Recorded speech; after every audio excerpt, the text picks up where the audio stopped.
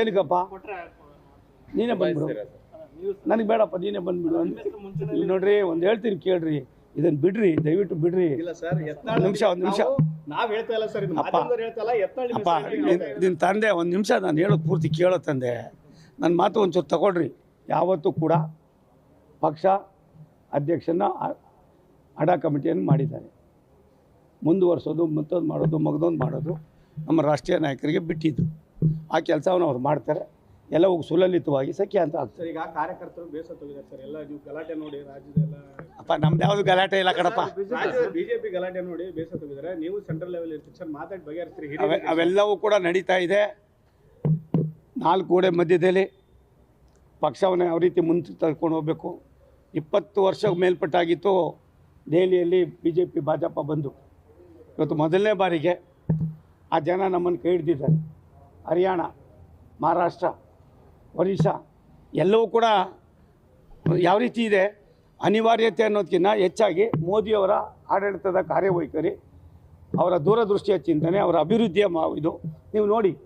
ಒಂದು ಸಾರಿ ನೀವು ರೈಲ್ವೆ ಇಲಾಖೆಯನ್ನು ಕೇವಲ ಕರ್ನಾಟಕದಲ್ಲಿ 96ರಿಂದ ಇಲ್ಲಿವರೆಗಿದ್ದಂಥ 12 ಯೋಜನೆಗಳನ್ನು ಸಾವಿರಾರು ಕೋಟಿ ರೂಪಾಯಿಗಳನ್ನು ಕೊಟ್ಟಿದ್ದೀವಿ.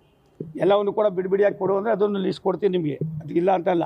ಏನಾಗಿದೆ, ಇದೆಲ್ಲರ ಜೊತೆಯಲ್ಲಿ ಅಗ್ರಿಕಲ್ಚರ್ಗಿರ್ಬೋದು, ಬೇರೆ ಬೇರೆದಕ್ಕಿರ್ಬೋದು, ಎಲ್ಲ ಕೂಡ ಅವಕ್ಕಿಂತ ಹೆಚ್ಚಾಗಿ 36 ವಿಧದ ಜನೌಷಧಿ ಏನಿತ್ತು ಇವತ್ತು, ಏನು ಎಸೆನ್ಷಿಯಲ್ ಇದಿತ್ತು ಮೆಡಿಸನ್ನು, ಇದಕ್ಕೆ 100ಕ್ಕೆ 100 ನಾವು ಎಲ್ಲವನ್ನು ತೆಗೆದಾಕಿ ಸುಂಕವನ್ನು ತೆಗೆದಾಕಿದ್ದೀವಿ. ಇಂಥದ್ದಾಗಿಲ್ಲ ಅನ್ನೋಂಗಿಲ್ಲ, ಎಲ್ಲವೂ ಮಾಡ್ತಾಯಿದ್ದೀವಿ. ನೀರಾವರಿಗೆ ಆದ್ಯತೆ ಕೊಡಬೇಕು, ಕೊಡ್ತಾಯಿದ್ದೀವಿ. ಏನೆಲ್ಲ ಮಾಡ್ತಾಯಿದ್ದೀವಿ. ಮೋದಿಯವರ ಕಾರ್ಯವೈಖರಿಯನ್ನು 10% ನೀವು ಅನುಸರಿಸಿ. 100% ಮಾಡೋಕ್ಕೆ ನಿಮ್ಮ ಕೈಲಿ ಆಗೋದು ಇಲ್ಲ. ನಾನು ಮಾಡೋಕ್ಕಾಗೋದಿಲ್ಲ. ಮೋದಿಯವರಿಗೆ ಯಾರಾದರೂ ಸಾಟಿ ಇದ್ದರೆ ಸನ್ಮಾನ್ಯ ನರೇಂದ್ರ ಮೋದಿಯವರೇ. ಬೆಳಗ್ಗೆ 4 ಗಂಟೆಯಿಂದ ರಾತ್ರಿ 11 ಗಂಟೆ 12 ಗಂಟೆವರೆಗೂ ಇವಾಗ ಹೆಂಗೆ ಇರ್ತಾರೋ ಹಂಗೆ ಇರ್ತಾರೆ. ನಾನು ರಾಜ್ಯ ಸರ್ಕಾರಕ್ಕೆ ವಿನಂತಿ ಮಾಡ್ತೀನಿ, ಮಾತನಾಡೋದನ್ನು, ಪೇಪರ್ ಸ್ಟೇಟ್ಮೆಂಟ್ ಕೊಡೋದನ್ನು, ಎಲ್ಲ ಒಂದು ಕಡೆ ತೃಪ್ತಿಗೋಸ್ಕರ ಮಾತನಾಡಿ ಕಾಲಹರಣ ಮಾಡಿ ಜನರನ್ನು ಕೂಡ ಒಂದು ರೀತಿ ಜಿಗುಪ್ಸೆ ಮಾಡೋದನ್ನು ಬಿಟ್ಟು ಕೇಂದ್ರ ಸರ್ಕಾರದ ಜೊತೆ ಕುಳಿತುಕೊಂಡು ಚರ್ಚೆ ಮಾಡಿ ನಿಮ್ಗೇನೇನು ಅನ್ನೋದಕ್ಕಿಂತ ಹೆಚ್ಚಾಗಿ ರಾಜ್ಯದ ಸರ್ವಾಂಗೀಣ ಅಭಿವೃದ್ಧಿಯಲ್ಲಿ ನಾವು ನಿಮ್ಮ ಜೊತೆಲಿ ಕೈ ಜೋಡಿಸ್ತೀವಿ. ನೀವು ಕೂಡ ಆ ಕೆಲಸ ಮಾಡಿ ಅಂತ ನಾನು ನಿಮ್ಮ ಮೂಲಕ ರಾಜ್ಯ ಸರ್ಕಾರಕ್ಕೆ ವಿನಂತಿಯನ್ನು ಮಾಡ್ತೀನಿ, ಕಿವಿ ಮಾತನ್ನು ಕೂಡ ಹೇಳ್ತೀನಿ. ಸರ್, ಈಗ ಮಹಾರಾಷ್ಟ್ರ ಡೆಲ್ಲಿ ಇದರಲ್ಲಿ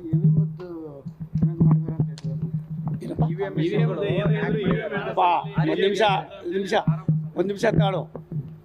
ಇವರೇನು ಹೇಳಿದ್ರು, ಜಮ್ಮು ಕಾಶ್ಮೀರದ ಅವ್ರದ್ದೇ ಆದಂಥ ಸರ್ಕಾರದ ಇದ್ದಂಥ ಏನು ಹೇಳಿದ್ರು ಹೇಳಿ. ಒಂದು ನಿಮಿಷ ತಾಳ್ರಿ ದಯಮಾಡಿ. ಎಲ್ಲ ಒಂದು ಕಡೆ ಕೈಲಾಗದೋದನ್ನು ಪರ್ಚ್ಕೊಳ್ಳೋ ಕೆಲಸ ಬೇಡ. ಜನ ಬುದ್ಧಿವಂತರಿದ್ದಾರೆ, ತೀರ್ಮಾನ ಮಾಡ್ತಾರೆ. ಅದಕ್ಕಿಂತ ಹೆಚ್ಚಾಗಿ ಇವತ್ತಿನ ಸಂದರ್ಭಕ್ಕೆ ತಕ್ಕಂತೆ ಯಾವುದೋ ಕಾಲದಲ್ಲಿ ಇತ್ತು ನಿಮ್ಮ ಆಡಳಿತ, ಇವತ್ತು ಹೆಂಗಿದೆ ಅನ್ನೋದನ್ನು ಮನೆ ತಾವು ಅಧಿವೇಶನದಲ್ಲಿ ರಾಜ್ಯಸಭೆಯಲ್ಲಿ ಸನ್ಮಾನ್ಯ ನಮ್ಮ ನಾಯಕರಾದ ನರೇಂದ್ರ ಮೋದಿಯವರು ಮಾತಾಡಿದ್ದು ಕೇಳಿಸ್ಕೊಂಡಿದ್ದೀರಿ. ಒಳ್ಳೆಯ ಭಾಷೆ ಅನ್ನೋದಕ್ಕಿಂತ ಹೆಚ್ಚಾಗಿ ನಿಮ್ಮ ಕಾರ್ಯವೈಖರಿ ಏನು, ಇವತ್ತಿನ ಕಾರ್ಯವೈಖರಿ ಏನೋ ಅನ್ನೋದು ತೆರೆದ ಪುಸ್ತಕ ಆಗಿದೆ. ದಯವಿಟ್ಟು ಇವೆಲ್ಲ ಬಿಟ್ಟು ಇನ್ನು ಮುಂದಾದ್ರು ಸರಿ ಮಾಡಿಕೊಂಡು ಎಲ್ಲೆಲ್ಲಿ ನಿಮ್ಮ ಸರ್ಕಾರಗಳಿದೆಯೋ ಅದನ್ನಾದ್ರು ಉಳಿಸ್ಕೊಡೋದಕ್ಕೆ ಪ್ರಯತ್ನ ಮಾಡಿ, ಇಲ್ಲಾಂದ್ರೆ ಅವು ಕಳ್ಕೋತೀರ. ಅಪ್ಪ, ಆ ಥರ ಸಭೆಯೂ ಇಲ್ಲ, ಪಭೆಯೂ ಇಲ್ಲ ಕಣ್ರಯ್ಯ. ಒಂದು ತಿಳ್ಕೊಂಡ್ರಯ್ಯ, ಒಂದು ನನಗದ್ರ ಅವಶ್ಯಕತೆಯೂ ಇಲ್ಲ. ನಾನು ರಾಜ್ಯದಿಂದ ಹೋಗಿದ್ದೀನಿ, ನನಗೊಂದು ಮನೆ ಕೊಟ್ಟವರಪ್ಪ. ನಾನು ನಮ್ಮ ಬೀಗರಿಗೆ ಹೇಳಿಲ್ಲ,